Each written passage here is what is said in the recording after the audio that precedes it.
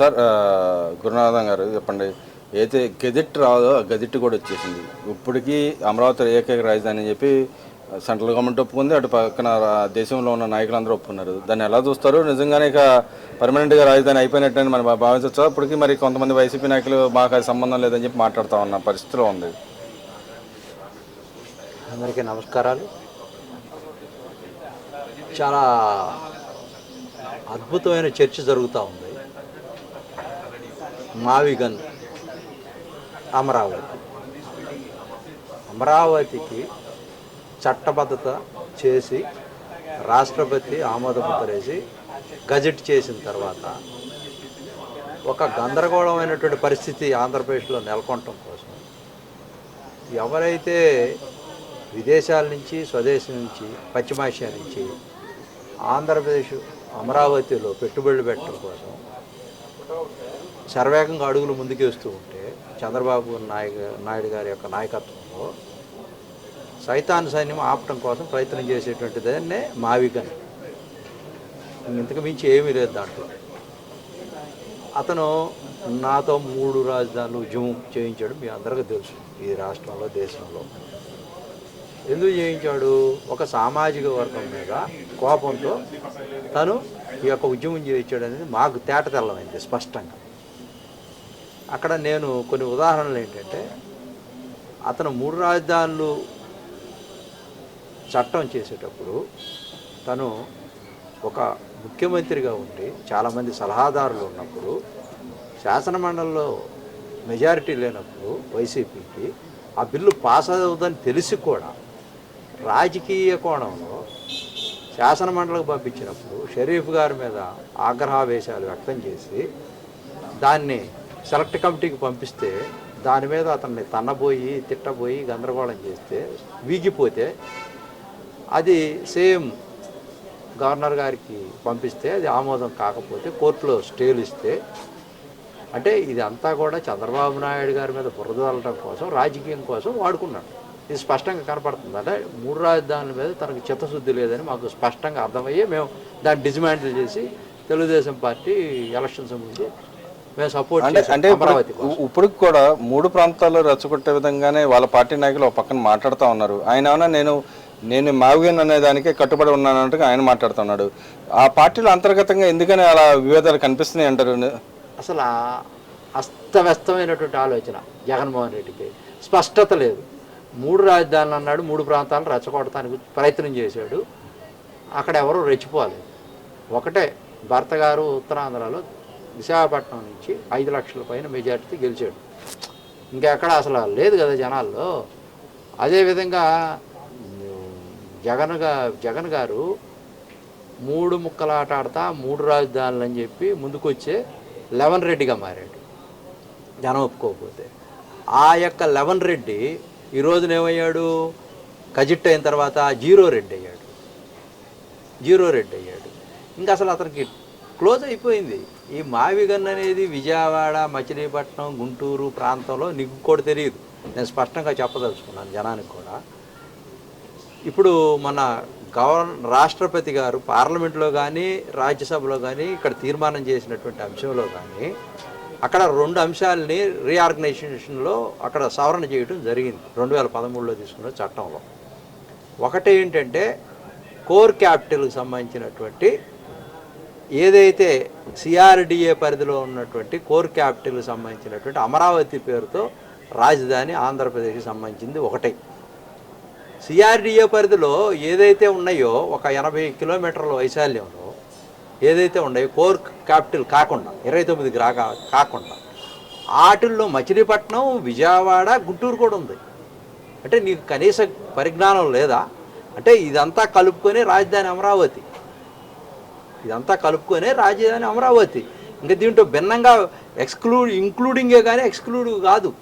అది నీకు అసలు కనీసం చిన్న పిల్లలను అడిగినా కూడా చెప్తారు. అంటే రేపొద్దున మళ్ళీ నేనే అమరావతి డెవలప్గా నేనే చేశానని మళ్ళీ చెప్పుకోవడానికి క్రెడిట్ స్టోరీ కోసం అమరావతి కాదు అసలు ఈ ప్రపంచాన్ని నేను కనిపెట్టిన నేనే అసలు మొత్తం నేనే చేశానని చెప్పుకోవటంలో సిద్ధహస్తుడు. జగన్మోహన్ రెడ్డి. మరి రేపొద్దున వాళ్ళ పార్టీలో మీరు అన్నట్టుగా అనుకుంటే ఇది ఆయన ఒప్పుకున్నట్టు కనపడతా ఉంది కదా రాజధాని అమరావతి అని. అదే ఆటోమేటిక్గా ఎవరైనా ఒప్పుకో తీరాల్సిందే.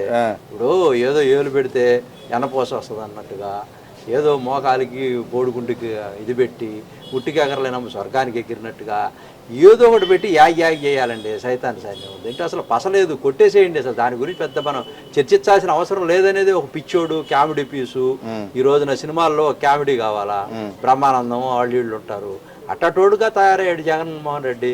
ఈ కథలో బాగా పండిస్తున్నాడు, నవ్వుకుంటున్నాం, ఎంజాయ్ చేస్తున్నాం. రాష్ట్రం అంతా కూడా ఇంత దీనమైన పరిస్థితుల్లో ఉన్నాడా జగన్మోహన్ రెడ్డి, ఇంత దివాళ కోరి తీశాడా, ఇతనికి మనం ఓట్లు వేసాము, ఇతను ముఖ్యమంత్రి అని నవ్వుకుంటున్నారు.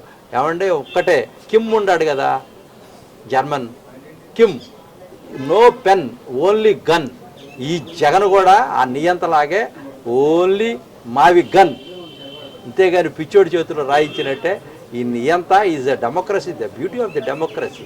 డెమోక్రసీలో ఒకవేళ మనం తప్పులు చేయొచ్చు, ప్రజల కోసం కొన్నిసార్లు తప్పులు చేసినా కూడా క్షమాపణ చెప్పి ఏంటి మళ్ళీ రియలైజ్ అయ్యి మనం కనుక ఒక్కసారి మొన్న వచ్చిన అవకాశానికి నువ్వు మద్దతు ఇస్తే అమరావతికి, నువ్వు ఎక్కడో ఉండేవాడివి, నీ పార్టీ కనీసం జెండా అన్న రెపరెపలాడేది. ఈ రోజున జెండా గురించి కూడా ఆలోచించే పరిస్థితుల్లో లేరు, నీ గురించి అసలు జనం ఆలోచించే పరిస్థితుల్లోనే లేరు. It's trash. అంటే ఇక్కడ మరి ఉత్తరాంధ్ర నాయకులు ఇప్పటికీ పదే వాళ్ళు చెబుతున్నారు అక్కడ ఏం లేదు, అమరావతి మా రాజధాని కాదని చెబుతున్నారు. మరి జెండా పీకినట్టేనా వైసీపీ జెండా? ఇక ఎప్పుడు అమరావతిని కాదన్నప్పుడు 3 రాజధానులు మేము ఉద్యమం చేసినప్పుడు, వాళ్ళు ఒక రాజధాని ఉద్యమం చేసినప్పుడు, మొన్న 2024లో మ్యాండేటరీ వచ్చింది.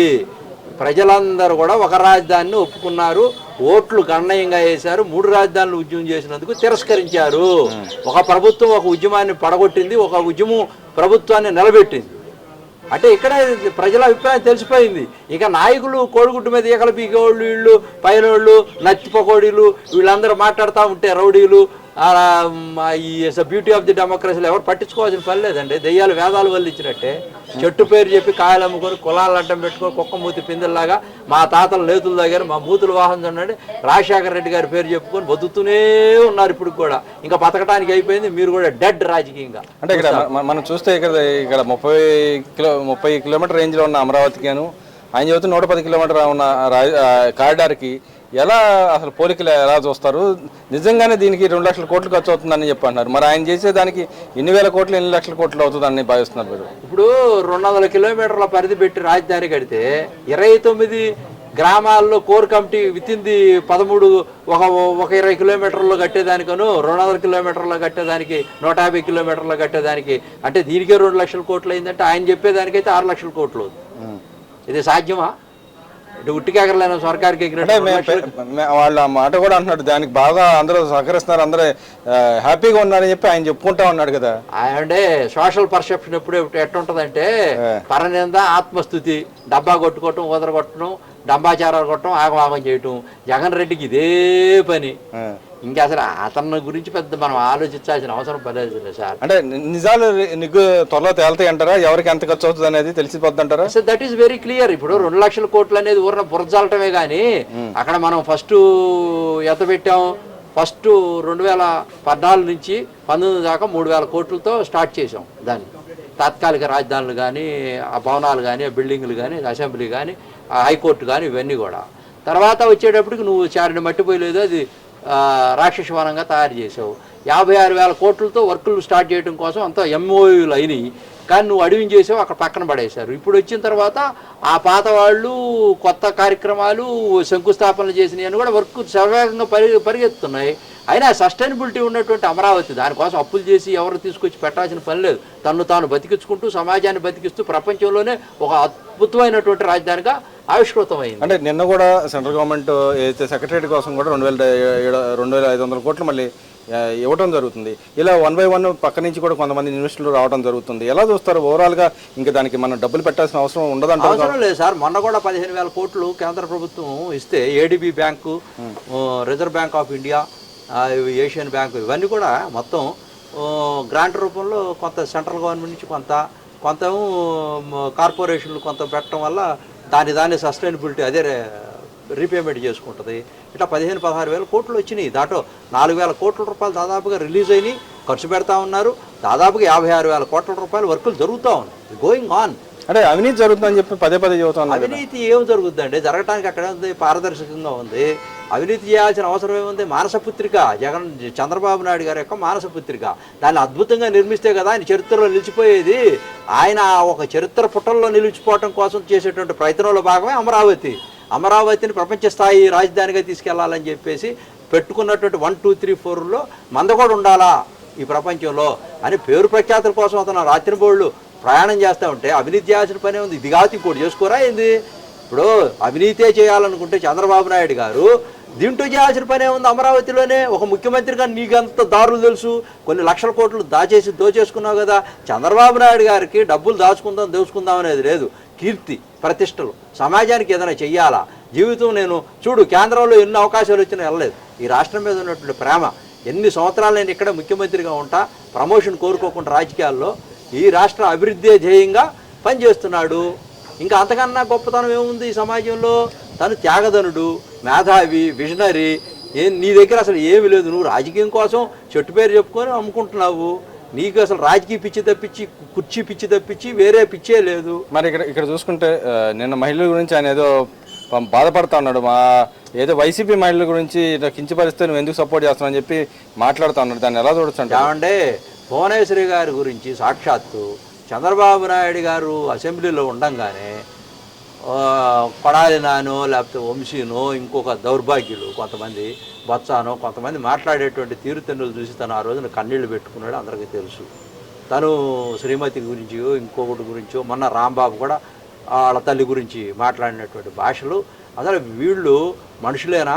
ఈ రోజున ఎవరో మహిళలను అన్నారని చెప్పి ఈ రోజున అనుకుంటున్నారు. కానీ అసలు మీరు డైరెక్ట్గా నువ్వు నవ్వుకున్నావు కదా అసెంబ్లీలో కూర్చొని ఎన్ని వేస్తూ ఉంటే, ఏది ఆయన ఎన్ని వేస్తా ఆయన చెప్తున్నాడు డంబాచారాలు అని చెప్పి అవి చూసి నవ్వుకొని ఆయన కళ్ళనీళ్ళు పెట్టుకుంటుంటే నవ్వావు కదా నువ్వు దుర్యోధనుడిలాగా మైసభలో. నువ్వు అంత దుర్మార్గమైనటువంటి పనులు చేసినాడు నువ్వు ఈ రోజున మహిళల గురించి ముసలి కన్నీరు గారటం. మహిళలంటే తెలుగుదేశం పార్టీకి మొదటికాడి నుంచి కూడా ఆ తెలుగింటి ఆడపడుచులు, తెలుగు వాళ్ళని హక్కును చేర్చుకుంటాం, మహిళల్ని హక్కును చేర్చుకుంటాం. ఉమెన్ ఫోక్ ఉంది మాకే, తెలుగుదేశం పార్టీకి. చంద్రబాబు నాయుడు గారి గురించి కానీ ఏబిఎన్ రాధాకృష్ణ గారు కూడా ఎప్పుడు అంటే ఉదాహరణలు చెప్తున్నాడు. ఏమని?